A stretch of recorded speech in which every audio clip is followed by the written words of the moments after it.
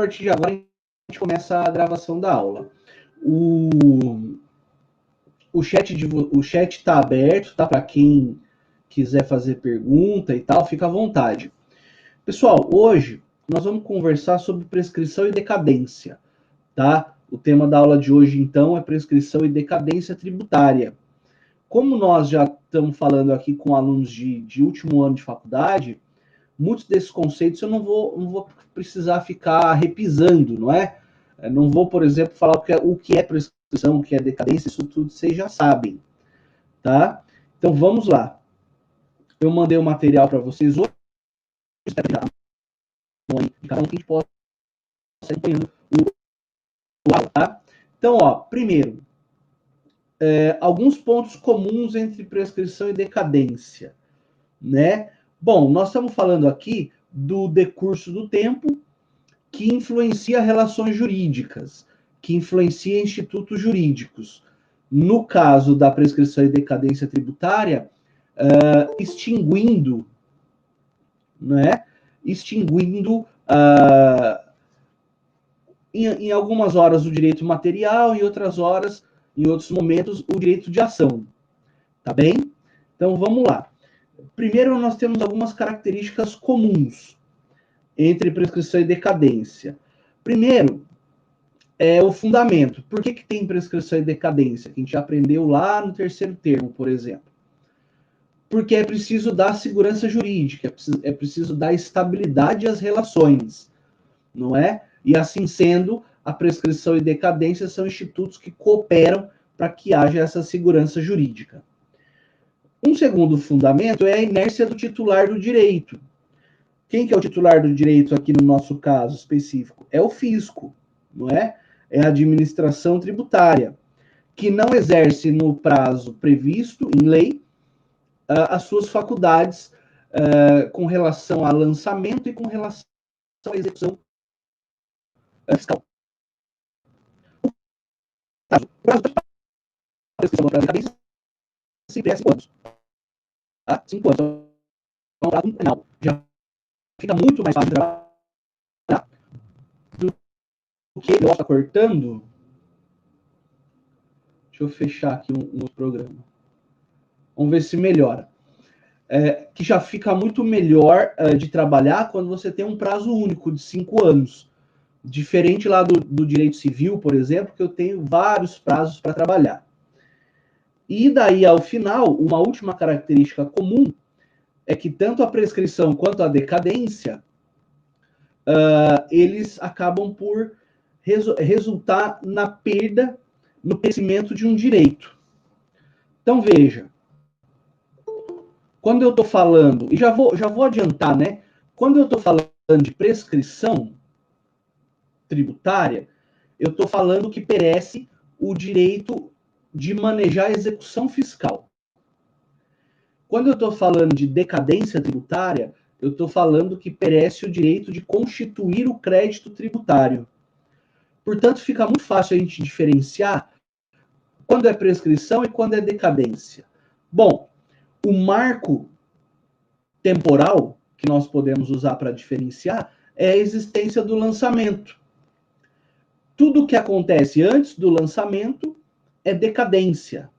Tudo que acontece depois do lançamento é prescrição. Tá bem? Maravilha.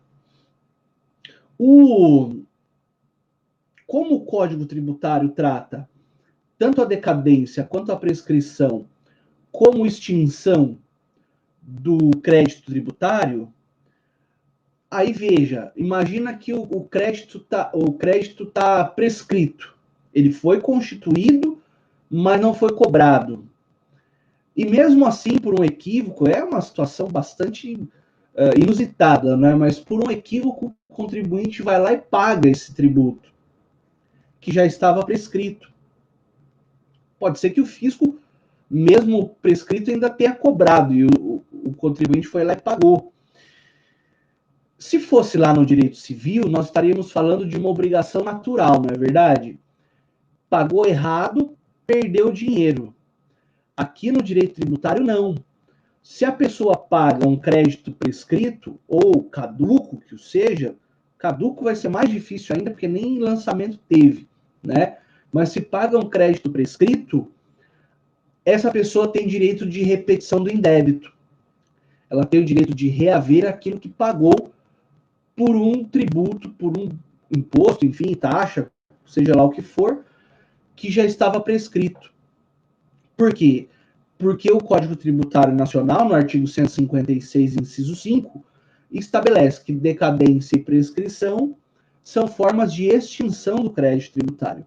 Assim sendo, não é possível que a administração pública tributária enriqueça com o recebimento de um tributo que já estava prescrito, já estava extinto, tá? Muito bom. Então gera o direito de repetição do indébito, né? Que lembra daí maneja a açãozinha de repetição do artigo 165 do Código Tributário Nacional. Acho que é 165, né? Tá. Aí, na sequência, nós temos a distinção entre os dois institutos, que eu já fiz, mas vou refazer. Prescrição.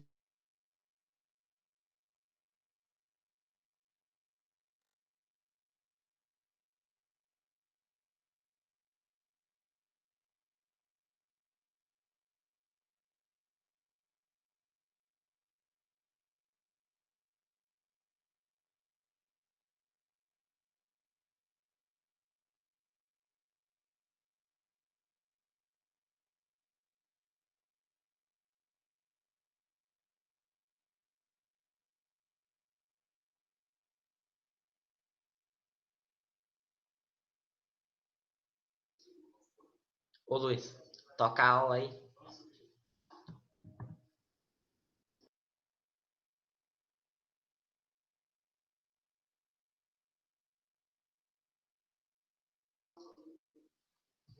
Acho que o Luiz tinha que continuar, hein?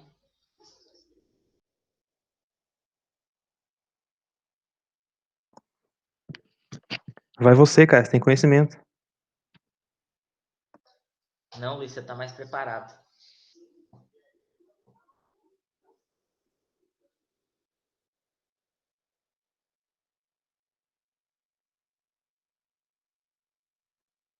Professor, acho que o senhor tá sem áudio ainda.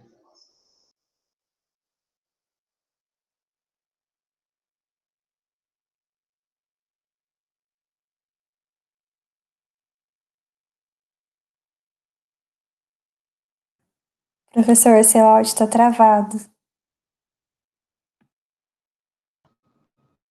E agora, melhorou? Agora Melhorou. tá perfeito. Certinho. Ó, bom, programa ao vivo é sempre assim, né? Quem sabe faz ao vivo, meu. Vamos lá, dando sequência, a aula continua sendo gravada. E vamos que vamos, tá? Beleza, desculpa aí. Mas eu dizia, então, que a prescrição acontece após o lançamento e a decadência antes do lançamento. Ótimo. Comecemos a falar agora especificamente da decadência, tá? Vou tentar fazer essa aula da maneira mais enxuta possível para que vocês aí não fiquem amarrados muito tempo nesse encontro. Ó, a decadência, como nós já aprendemos, ela afeta sempre o direito potestativo, não é? Que é o direito que o titular tem de exercer a sua... de exercer uma pretensão, por assim dizer, sem que isso possa encontrar resistência da outra parte. Bom, aqui então, quando acontece o fato gerador, surge para o fisco um direito potestativo, que é um poder-dever de constituir o crédito mediante o lançamento.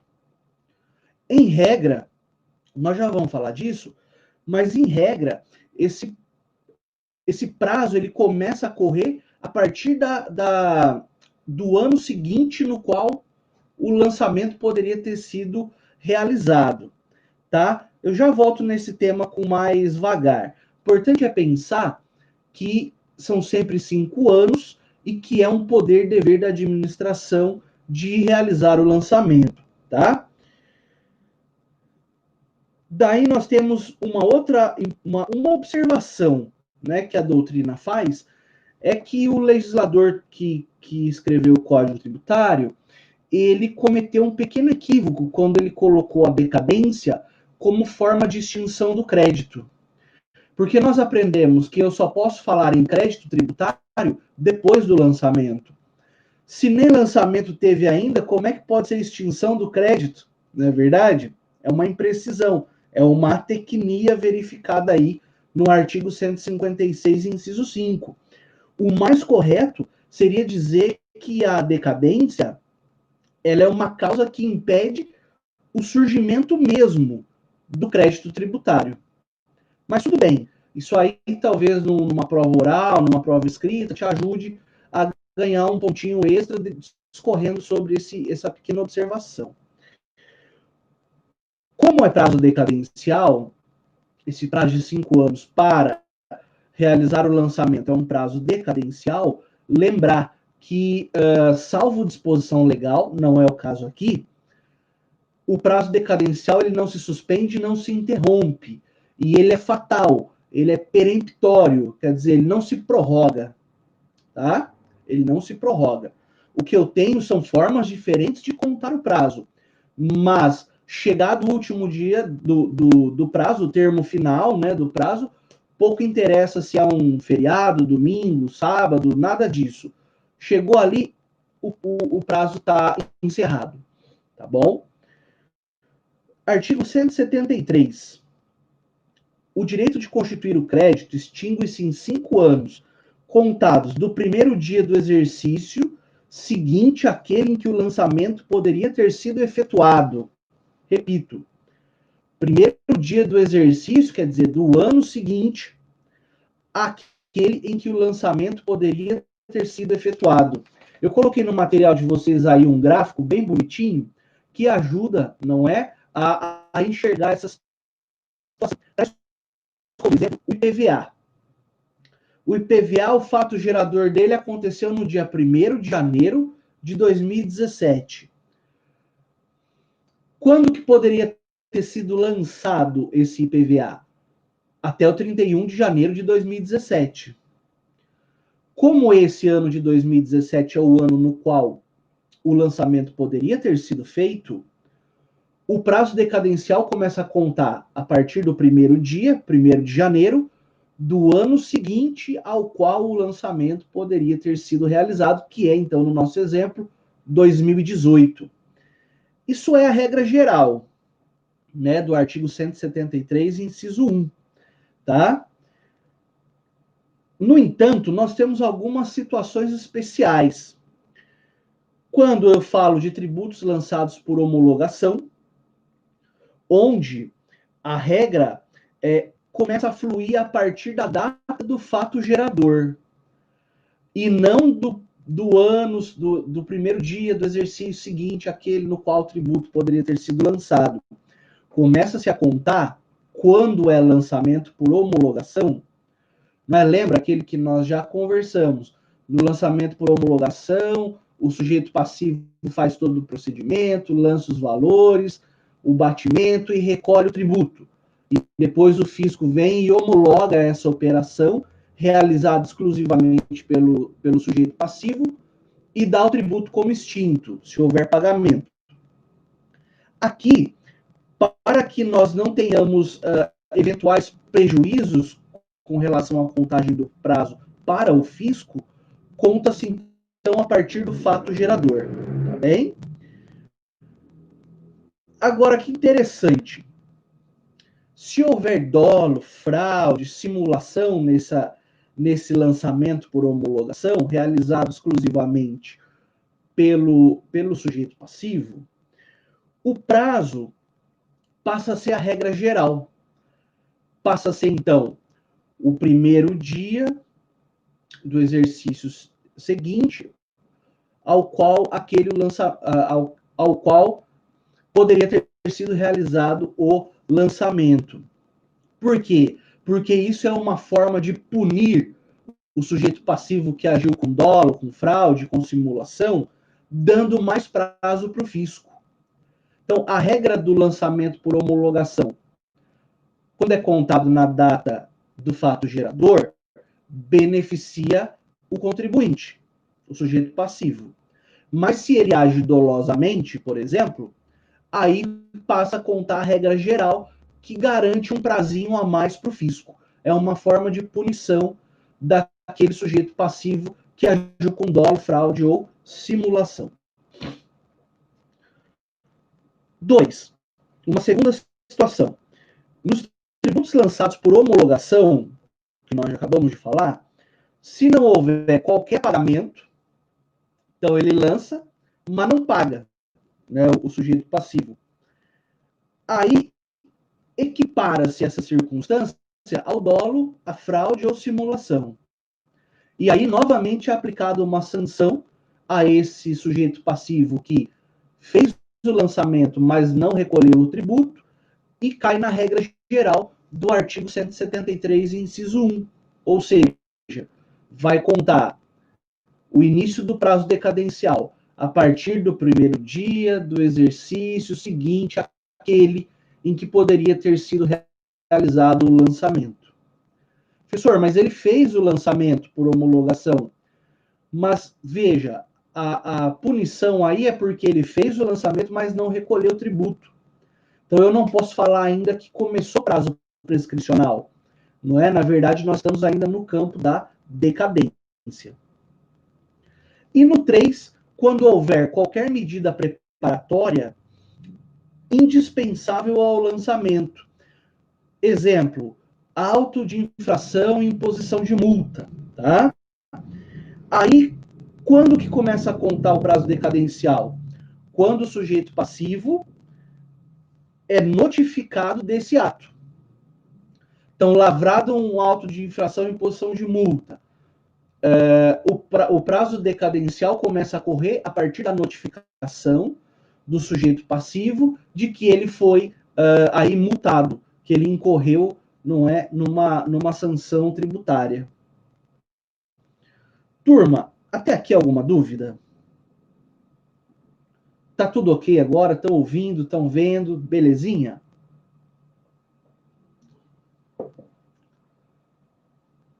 Então tá bom, acho que tá com um delayzinho aí, um pequeno atraso, né? Mas tudo bem, vamos lá.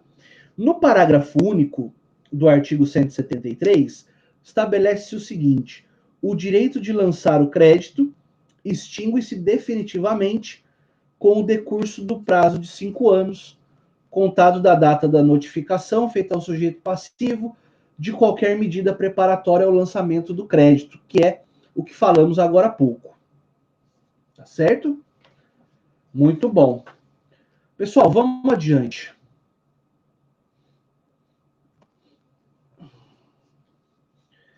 Depois nós temos lá um outro marco temporal. Então, nós vimos o inciso 1 e as suas exceções. E agora vamos para um segundo aspecto. Da data em que se tornar definitiva a decisão que houver anulado, por vício formal, o lançamento anteriormente realizado. Veja, isso aqui é alvo de duras críticas, porque o fisco faz o lançamento bonitinho, quer dizer, ele não incorreu em decadência, ele fez o lançamento, mas esse lançamento possui vício formal.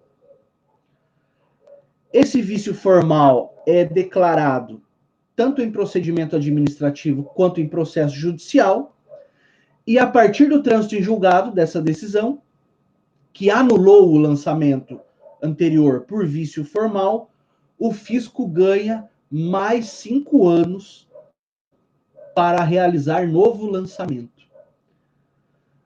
Isso, a princípio, soa muito injusto, não é? Porque imaginemos que o fisco realizou o lançamento no 4º ano do prazo decadencial. Afastou a decadência no 4º ano do prazo. Mas foi, por exemplo, numa ação judicial, reconhecido um vício formal no lançamento. Transitada em julgado a decisão, o fisco ganha 5 anos de novo para realizar o lançamento. Então, vamos supor que esse novo lançamento ele também realize com 4 anos de prazo transcorrido. Então, quer dizer, o fisco teve 8 anos ao final e ao cabo para lançar esse tributo. Tá? Isso é alvo de críticas, mas é assim que está posto. A doutrina e a jurisprudência consideram aceitável esse tipo de privilégio. Porque, no final das contas, nós estamos falando aí de atividade fiscal, por exemplo, que vai arrecadar para os cofres públicos, ou extrafiscal, que regulamenta a economia, ajuda a regulamentar a economia e tudo mais. Agora, como eu frisei para vocês, tem que ser vício formal. Eu trouxe alguns exemplos de vícios formais. Por exemplo, vício de competência. A autoridade que lançou não tinha competência para tanto. Não foi dado direito de defesa. Quer dizer, contraditória e ampla defesa serve para procedimentos em qualquer área. Não é? Lembra que está na Constituição lá? Aos acusados em geral e aqueles que se defendem, há que se garantir contraditória e ampla defesa e seus consectários. Ou qualquer outra formalidade que tenha sido desprezada no momento do lançamento. Por exemplo, não ter nome do devedor, não ter valor, não ter o termo inicial, não ter data de fato gerador, esse tipo de coisa toda implica em vício formal. E por que eu estou frisando para vocês que tem que ser vício formal? Porque o vício material, por exemplo, quando eu questiono a própria existência do crédito, não é? O vício material não implica nessa sistemática. São só os vícios formais. Tá? Então, na prova vai ter lá, não é? O vício, o lançamento que tem vício formal e material. Você despreza essa questão, porque, na verdade, nós estamos falando só de vícios formais. Maravilha. Vamos adiante. Antigamente, existia uma regra chamada a regra do 5x5. Durante muito tempo, o STJ acatou essa tese. De que está cortando? Então, vou de novo. Durante muito tempo, aplicou-se a regra do 5+5, que era o quê? O STJ dizia que nos lançamentos por homologação, o fisco tinha 5 anos para homologar e mais 5 para realizar o lançamento. Veja, isso daria absurdos 10 anos para o fisco, 10 anos de prazo decadencial, 10 anos de prazo decadencial para o fisco se servir. Essa regra caiu, turma. Não existe mais. Agora é o prazo quinquenal de 5 anos em qualquer espécie de lançamento. Seja no lançamento direto, seja no lançamento por declaração ou no lançamento por homologação. O que vale é a regrinha dos 5 anos mesmo, tá? Maravilha. Para a gente já encerrar, né, essa ideia da decadência, esses institutos sobre decadência, esses apontamentos sobre o Instituto da Decadência, nós temos algumas características que eu quero repetir com vocês, tá? Primeiro, a primeira característica da decadência, ela atinge o direito subjetivo do fisco de lançar o tributo, que é aquele direito potestativo, um poder-dever. Uma segunda característica, a decadência só pode decorrer de lei. Em direito tributário, como é um princípio da legalidade estrita, tudo geralmente decorre da lei ou da legislação tributária. Não é? Aqui o que eu quero dizer para vocês é que decorre da lei em sentido estrito. Depois, aplica-se à decadência os princípios da legalidade e segurança jurídica, isso também já falamos no início da aula. Só existe decadência antes do lançamento. Se houver decadência, em regra não há prescrição, não é? Porque eu nem vou falar em execução fiscal de um tributo que sequer cujo crédito sequer foi constituído, não é? E, ao final, o tributo atingido pela decadência e pago ainda assim pode ser restituído. Com isso, nós encerramos o primeiro momento da nossa aula. Pessoal, tá cortando o áudio ainda? Tá melhor agora?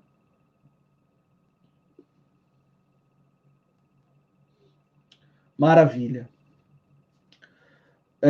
Vamos adiante. Agora falemos sobre a prescrição, tá? Então, veja, a prescrição também tem o prazo de 5 anos, mas agora esse prazo é contado a partir do lançamento, tá? Diferente da forma de contar a decadência, que é um pouquinho mais complexa, que nós já vimos. Bom, então o lançamento divide o que está antes dele é decadência, o que vem depois é prescrição. Sempre prazo quinquenal. Bom, aí quando nós falamos em prescrição, turma, tem que lembrar que a prescrição ela extingue a pretensão do fisco de executar o crédito tributário. Então, trocando em miúdos, numa linguagem mais simples, perde o direito de ação, né? O direito de execução. Claro que numa prova você vai colocar que atinge a pretensão de executar a ação, tá? Maravilha. Pessoal, quando começa o prazo? O prazo da prescrição começa da constituição do crédito tributário, ou seja, do lançamento definitivo, tá? Agora, lembra que falamos há um tempo atrás que a pessoa pode fazer a defesa administrativa contra esse lançamento? E essa defesa pode ser com depósito ou sem depósito? Não é? Quando a defesa... quando eu tenho uma defesa administrativa, e aí pouco interessa se com ou sem depósito, eu suspendo a exigibilidade do crédito que foi lançado. E então, essa exigibilidade ficando suspensa, só começa a correr a prescrição depois da decisão definitiva sobre essa defesa que foi apresentada. Agora, se não houver defesa apresentada, o prazo começa a partir do lançamento, propriamente dito. Quando que acaba a prescrição? Não acaba, mas eu diria interrompe a prescrição. Quando eu passo a dizer assim, olha, a partir de agora a prescrição, o prazo prescricional não interessa mais. Quando se maneja a execução fiscal, não é? E o juiz despacha a citação.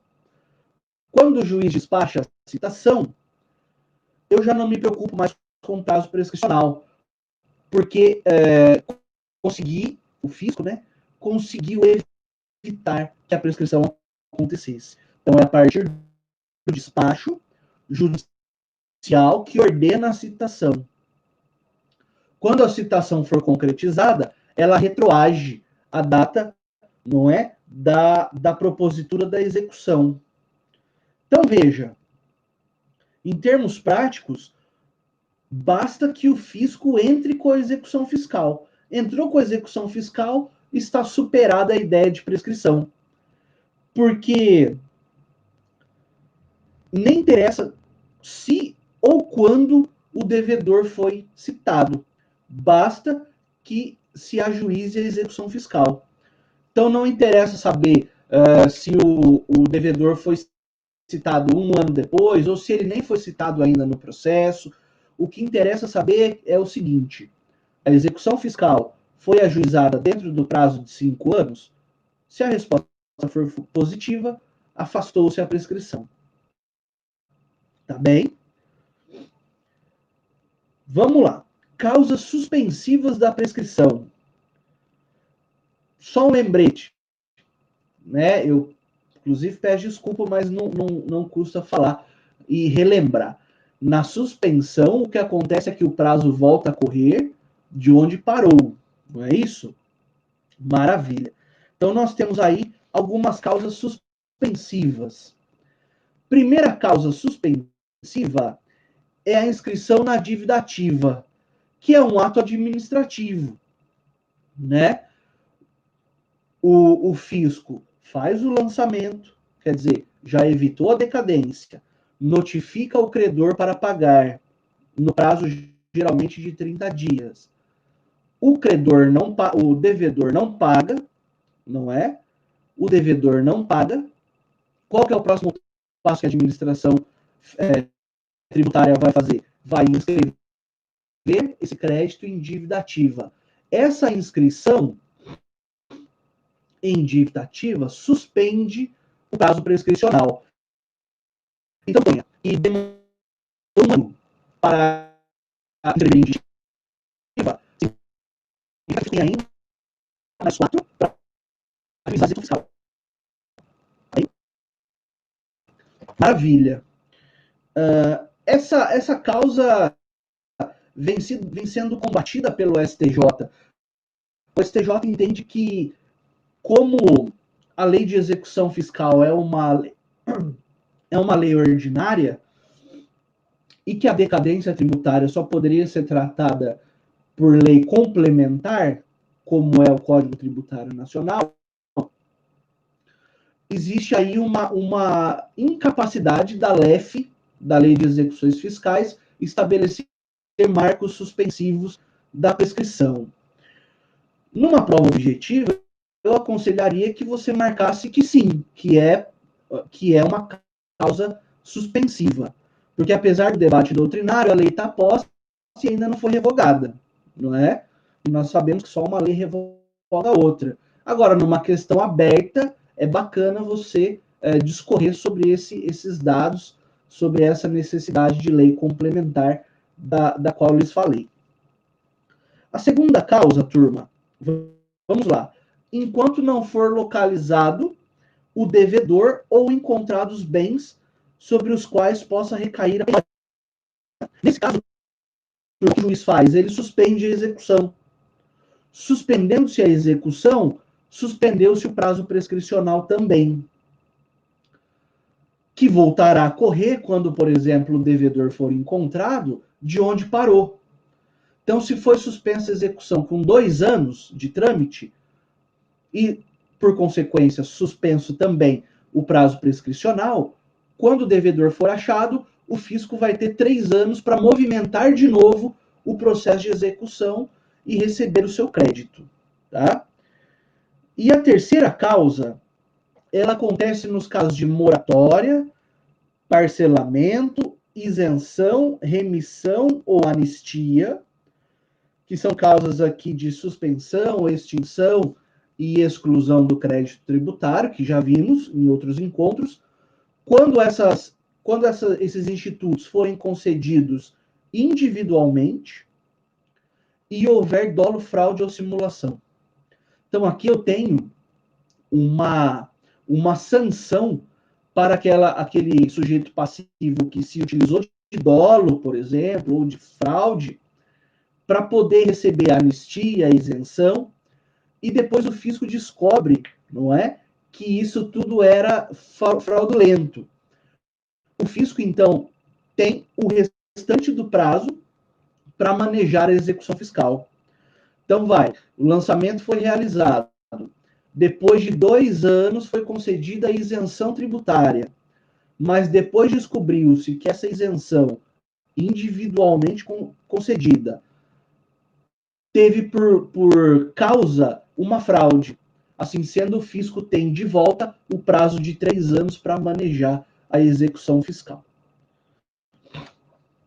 Tranquilo até aqui? Fácil, né? Nós estamos encaminhando já para o final do nosso encontro. Pessoal, a súmula vinculante número 8 estabelece que o Código Tributário Nacional tem natureza de lei complementar. Então, o Código Tributário Nacional, que era um decreto-lei, na verdade, elaborado na época do regime autoritário, ele foi incorporado pela Constituição de 88 como uma lei complementar. Maravilha. Prescrição intercorrente. Está no artigo 40 da Lei de Execuções Fiscais. que é a prescrição intercorrente, turma? Nós aprendemos isso já, por exemplo, em direito civil, o artigo 202, né, do Código Civil implicitamente permite, e já vimos também, em certa medida, no direito penal, né? Quando nós vimos lá prescrições retroativas e tudo mais. A prescrição intercorrente no direito tributário nada mais é do que uma sanção aplicada ao fisco agora, ao sujeito ativo, ao credor, quando ele deixa de movimentar o processo de execução fiscal. Então, é a inércia do sujeito ativo de dar andamento no processo de execução fiscal, tá? Depois então, assim, o fisco entra com a execução fiscal. O tempo passam os 5 anos, ocorreu a prescrição intercorrente. O juiz determina o arquivamento do processo. Passados mais 5 anos, o juiz extingue o feito, tá? De ofício, não precisa ser provocado.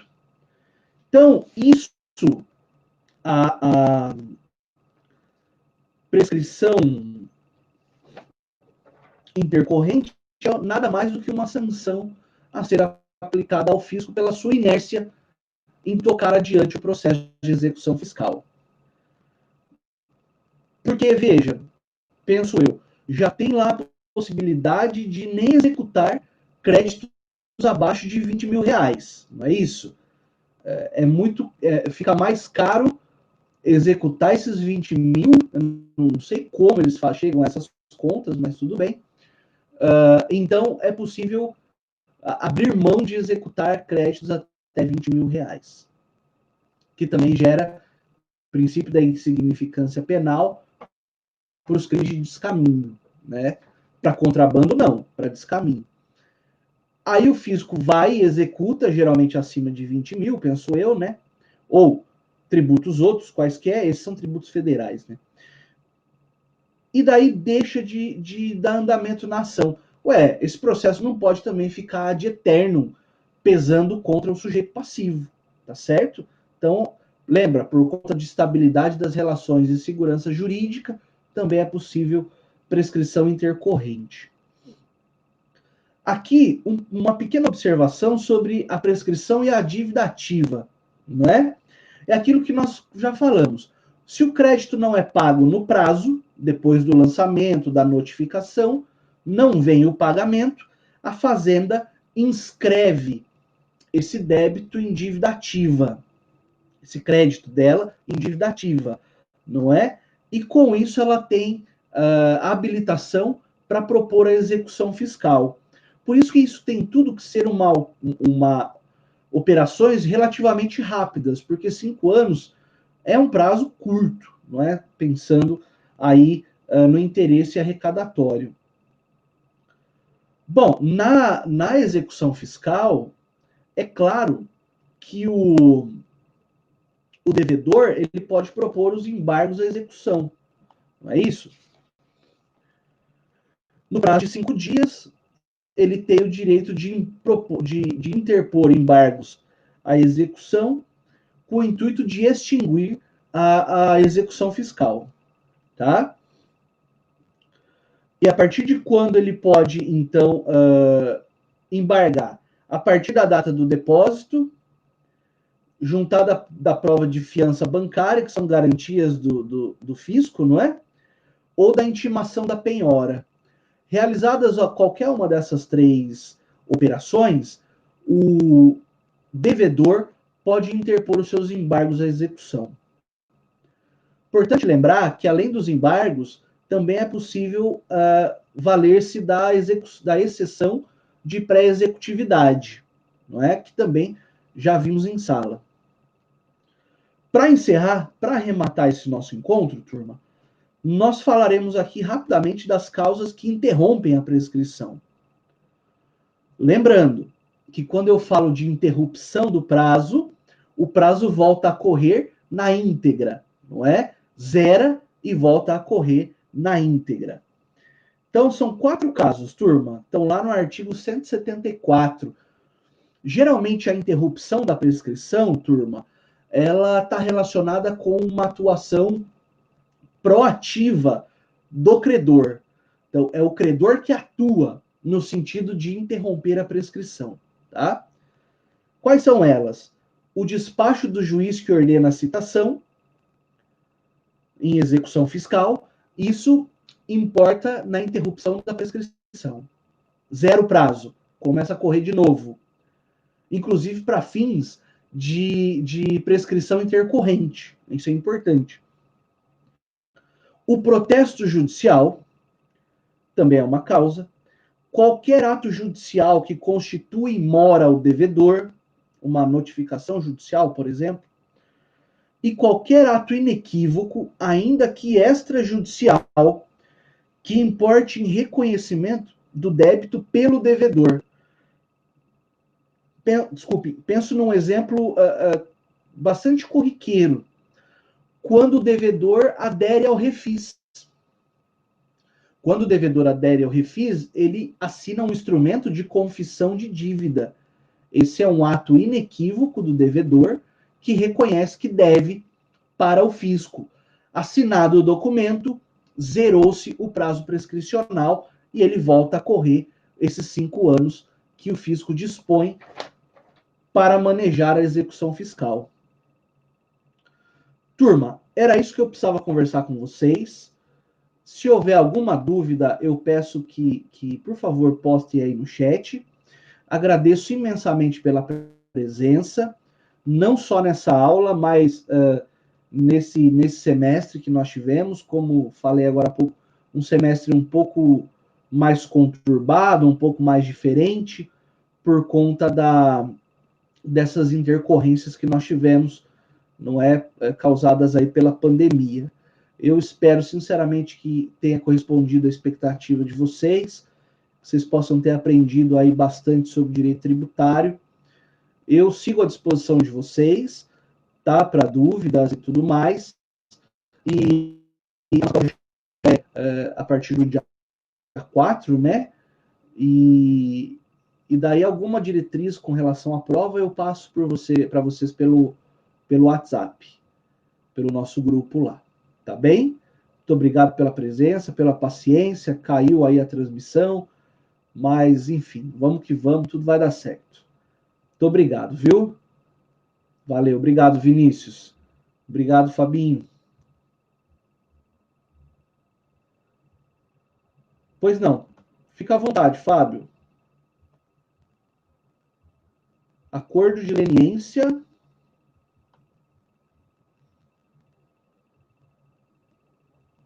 O acordo de leniência com pessoa jurídica se pode importar numa causa de prescrição uma causa interruptiva ou suspensiva da prescrição tributária? É isso, Fábio? Penso que sim. Eu agora não me recordo. Obrigado, Letícia. Boa noite. Eu não me recordo de decor assim, se vai. Se está previsto na lei do acordo de leniência, que é aquela lei anticorrupção. Mas eu acredito que sim. E daí o que acontece? É causa suspensiva da prescrição, porque já houve o lançamento tributário, não é? Então eu só posso falar a partir de então de prescrição. Por que eu penso que não é causa interruptiva?